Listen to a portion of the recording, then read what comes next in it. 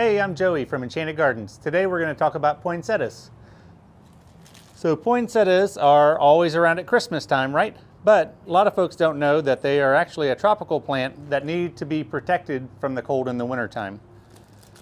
Tips to keep your poinsettia nice longer would be when you water, feel the soil when you go to water. If it's dry, then you'll want to take it out of this foil sleeve that they come in or whatever container it might have been in. I always put them in the sink, soak the soil pretty good, and then leave it in the sink for 20 or 30 minutes to let it drain fully. And then you can go ahead and put it back in your sleeve or your container.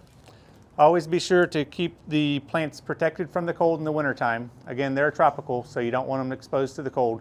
So if you sometimes keep them outside, always bring them in before it gets below, say, 45 degrees at night. And that will help your poinsettias look beautiful all the way through Christmas.